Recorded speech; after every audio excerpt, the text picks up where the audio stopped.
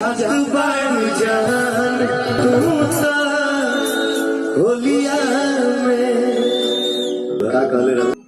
ही कैसे चल जाए, भगवान के जान है।